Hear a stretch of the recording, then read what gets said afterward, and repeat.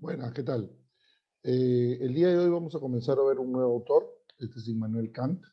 Así que nada, sin más, paso a presentarles lo que tengo preparado para Kant, ¿no? El ciudadano de dos mundos, ¿no? Zweit Standpunkt, que es un poco lo que cree que Kant, que cómo deberíamos vernos, ¿no? Como si pudiéramos actuar, ¿no? Eh, Asumiendo de que a pesar de que vivimos en un mundo en el que prima lo contingente, lo que no podemos controlar, lo que no podemos nosotros prefigurar, sí podemos nosotros actuar moralmente sin que nada de lo externo medie, sin que nada de lo externo nos defina, sin que nada de lo externo nos condicione, ¿no? Por eso es como un ciudadano de dos mundos, ¿no? Porque como les vuelvo a repetir, Kant es consciente que vivimos en un mundo de lo contingente, donde nosotros no controlamos las condiciones de la existencia, pero, el pero ahí es importante, pero también es consciente de que el ser humano tiene la capacidad de actuar como sí, ¿no? Y ese es un punto importante que vamos a ir viendo el día de hoy. Acá tenemos un retrato de Kant, ¿no? Este cuadro de Benjamin, ¿no? De la expulsión de Adán y Eva del paraíso, nos remite a un punto importante que tenemos que tener más en cuenta, que es el hecho de que el ser humano es bueno por naturaleza, es malo por naturaleza, ¿no? Que es una pregunta clásica, ¿no? Que guiaba la filosofía moral, ¿no? Si es que el ser humano había perdido su condición de algún modo perfecta por haber sido expulsado, ¿no? Del paraíso. Entonces, algunas ideas preliminares. Kant asume al hombre como un ser racional, finito, sensible. ¿Qué cosa significa un ser racional, finito, sensible? Que los seres humanos obviamente tenemos un tiempo, no vivimos eternamente, ¿no? Somos racionales, conocemos el mundo a través de los sentidos, ¿no? Que necesita principios universales a priori para determinar su conducta. ¿Qué serían esos principios universales a priori? No son como no matarás, no robarás, porque al ser universales y a priori significa de que siempre son el caso, pero no tienen ningún contenido. Entonces, para Kant, lo que se puede universalizar, lo que siempre sea el caso, eso es lo moral, ¿no? Pero no se puede por eso crear principios como no robarás, no matarás, no le harás al otro lo que no te gusta que te hagan a ti, ¿no? Todo eso tiene un contenido y podría darse el caso, la situación en la cual esto no sea universalizable. Por eso para él, estos principios universales a priori son las marcas, las guías que permiten que sepamos si una acción es moral o no. En el hombre hay posibilidad de desacuerdo entre la razón y la voluntad, a diferencia de Dios, que no sufre de las inclinaciones de la sensibilidad. De ahí que gracias a la sensibilidad pueda ser consciente del deber ser. O sea, en caso del ser humano, nuestra voluntad nos puede llevar a desear cosas que no necesariamente son buenas, ¿no? Para nosotros. Entonces, como hay esta disputa entre la razón y la voluntad, en el caso del hombre, se guía la voluntad hacia lo que debe de ser, ¿no? O sea, la voluntad no es una voluntad buena en sí misma, como sería la de los santos o la de los ángeles, digamos, ¿no? Que desean lo bueno y en tanto siempre desean lo bueno, no tendrían que ser perfectibles o guiados hacia, ¿no? En cambio, en el ser humano sí es necesario que se lo guíe, ¿no? La voluntad del hombre para Kant no es santa, sino que habrá de hacerse santa respetando con su conducta la ley santa e inviolable. O sea, esto es, debemos actuar como si no fuéramos personas perfectas, ¿no? Y la moral en Kant tiene que ver precisamente con ese como si. Entonces la moralidad para Kant hay que tenerlo presente, no es la moralidad de una racionalidad necesaria, de un ser infinito, ¿no? O sea, no somos el doctor Manhattan, ¿no? Sino la racionalidad posible de un ser finito, ¿no? Que puede optar por dejarse guiar por la razón o por sus inclinaciones egoístas. O sea, el ser humano, piensa Kant, somos seres perfectibles, somos seres que podemos equivocarnos, somos seres que podríamos dejarnos llevar por nuestras pasiones, por nuestros deseos, o dejar al lado estas pasiones y deseos y guiarnos por la razón. Es en esta posibilidad de elección que se cierra la condición de libertad del hombre para acá. O sea, el hombre es libre porque se emancipa, se libera de estar contenido, de estar sometido a sus pasiones, a sus deseos más primarios, y tiene la capacidad de elevarse sobre esa condición sensible y poder elegir, por mor del deber, ¿no?, hacia lo que tiene que hacerse, a lo que es lo correcto, ¿no? Y no estar sometido simplemente a las pasiones, a los deseos. Los actos propios de la razón, entonces, la razón práctica, son imperativos, ya que la razón dicta sus normas a la voluntad y de este modo le señala el camino del buen hacer moral, ¿no? Entonces, por ejemplo, ¿por qué Batman no mata al Guasón? Porque Batman se ha autoimpuesto como premisa que no puede matar a Guasón, porque si no se lo convertiría en un criminal, lo convertiría en alguien sin moral. Entonces, un límite que se ha autoimpuesto Batman es no usar armas, ¿no? No matar a la gente con la que se enfrenta, o en todo caso, no ir a matarlos, ¿no? Entonces, el no matar para Batman se ha convertido, ¿no?, en un imperativo que él sigue, digamos, ¿no? La obligación moral para Kant es a lo que debe hacerse o que debe ser, ¿no? Entonces, la moral en Kant parte de un factum, de un hecho de la razón pura, y de una conciencia del deber que consiste en la necesidad de realizar una acción por respeto a la ley. Kant cree que la conciencia del deber ser eleva al hombre del mundo sensible y lo hace ciudadano del mundo inteligible. Por eso decíamos, esto es Standpunkt, ¿no? Ciudadano de dos mundos, ¿no? Que sería más preciso como decir dos puntos de vista, ¿no? Porque claro, en el ámbito de lo sensible, el ser humano no puede determinar nada, pero en el ámbito de lo inteligible, de lo necesario, uno sí puede actuar correspondiendo a lo que toca, a lo que corresponde, ¿no? De ahí que Kant propone el Zweitstandpunkt, que consiste en reconocernos como seres naturales, lo que equivale a considerarnos dentro del orden del reino natural. Las cosas son como son, domina la ley de la causalidad, es decir, del mundo sensible, ¿no? Para cuando actuamos como seres racionales, no podemos asumir este punto de vista, pues ejercemos nuestra voluntad libremente situándonos en el punto de vista inteligible, el Verstandeswelt. Y son puntos de vista, pues no son planos de la realidad. Para la moralidad kantiana debemos actuar como si la libertad fuera posible, aun cuando no podamos proporcionar ninguna justificación teórica de ella. La libertad no puede por ello ser explicada, solo defendida. ¿Qué cosa quiere decir esto? Que para Kant, uno es libre, uno se emancipa cuando no está condicionado por absolutamente nada.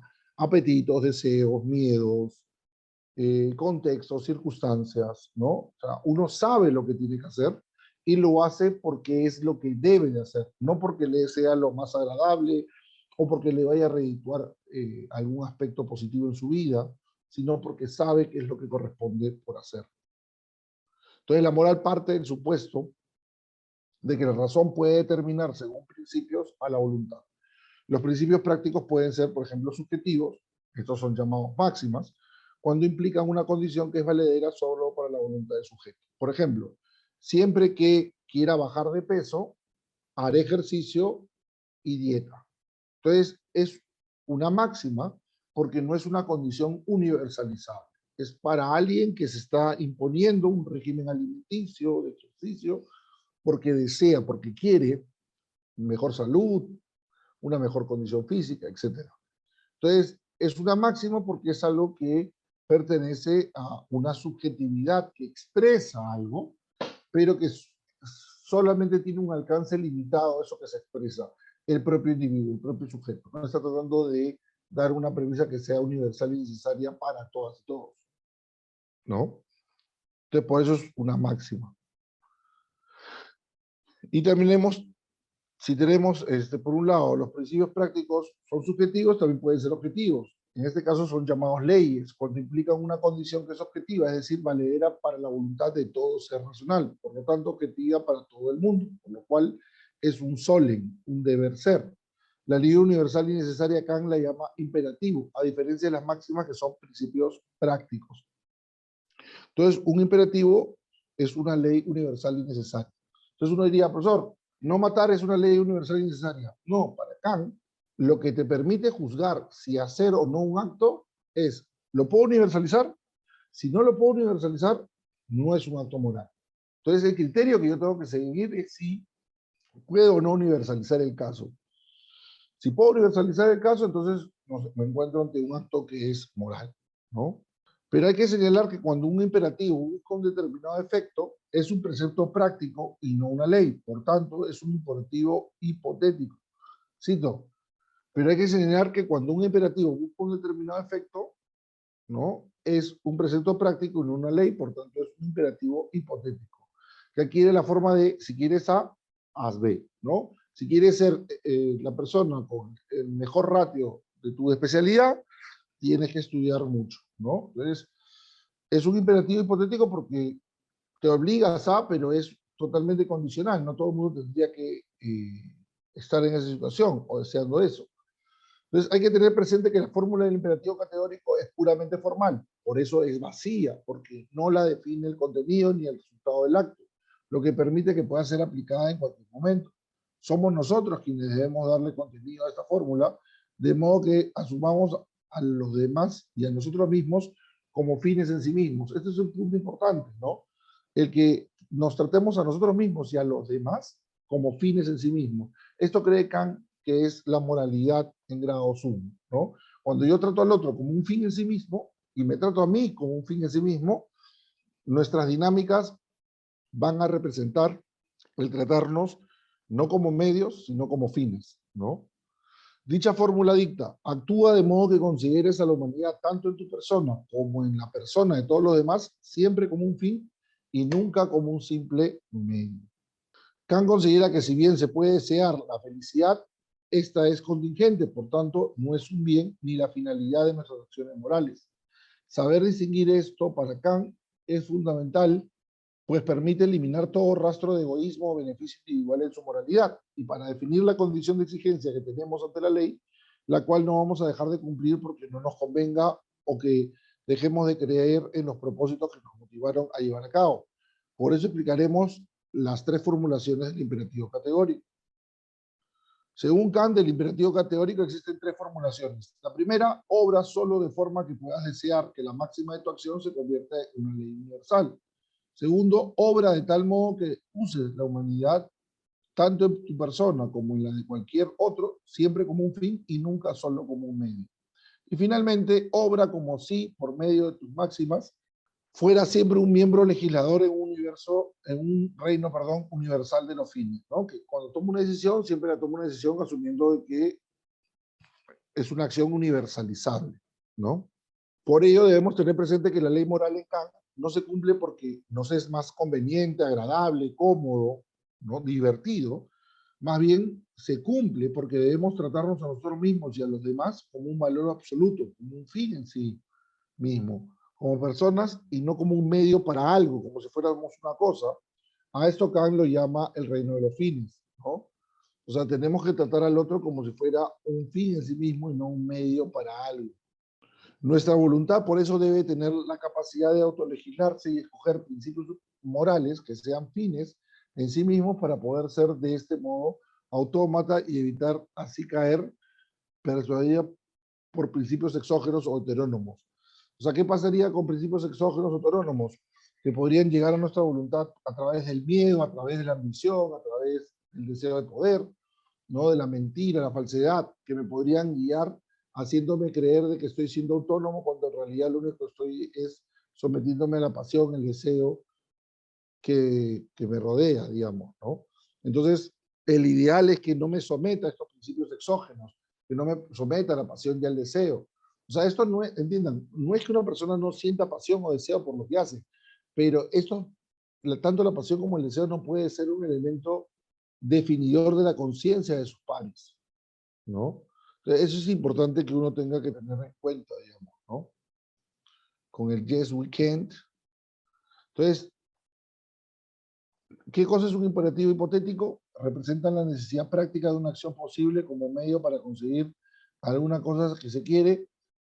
En ellos, la acción que se representa como buena es buena siempre como mandato para otra, Entonces, esto puede ser un objeto posible o real, digamos, ¿no? Como por ejemplo, los imperativos hipotéticos es, yo quiero ser el mejor de mi clase, por lo tanto debo de estudiar, ¿no? Entonces, yo no tengo que por qué eso universalizarlo, pero es un imperativo porque yo me lo estoy poniendo como una norma, me lo estoy poniendo como una ley, ¿no? En cambio, los imperativos categóricos sí son universales y necesarios, ¿no? Representa una acción como objetivamente necesaria por sí misma, sin referencia a ningún otro fin. Las acciones que prescribe son buenas en sí mismas. Entonces, esto es algo que debemos tener nosotros en cuenta cuando pensamos en un imperativo categórico. Kant, en su colofón de su crítica de la razón práctica, afirma lo siguiente: dos cosas colman el ánimo con una admiración y una veneración siempre renovadas y crecientes. Cuanto más frecuente y continuamente reflexionamos sobre ellas, el cielo estrellado sobre mí y la ley moral dentro de mí, ambas cosas no debo buscarlas ni limitarme a conjeturarlas, como si estuvieran ocultas entre tinieblas o tan en lontananza que se dieran fuera de mi horizonte. Yo las veo ante mí y las relaciono inmediatamente con la conciencia de mi existir. La cita de Kant nos remite a una antropología filosófica, dado que nos sintetiza el lugar del hombre en el cosmos, que refleja la confianza que el maestro de Königsberg tiene en la humanidad, pues ésta puede crecer y desarrollarse a plenitud al momento que reconozca la autoridad tanto de la naturaleza encarnada en el conocimiento objetivo de las ciencias como en la ley moral. O sea, esto es, cuando el ser humano entienda de que actuar moralmente no se circunscribe a sus pasiones, a sus deseos, a su voluntad, a su gusto, sino a lo que debe de ser, precisamente se va a emancipar de esa condición finita que lo limita hacia lo más perfecto, lo más pleno, lo más completo, que realmente representa la mejor forma de vida posible, ¿no? Entonces acá me quedo, continuamos en clase, así que seguimos conversando seguramente en clase y aclarando sus dudas acerca del imperativo hipotético, el categórico y cómo Kant aborda la moral, ¿no? Ya vamos a explicar seguramente la diferencia, o ya le hemos explicado la diferencia entre ética y moral y por qué no son conceptos que pueden uno reemplazar al otro. Sin más, me despido. Gracias por su atención y seguimos en clase.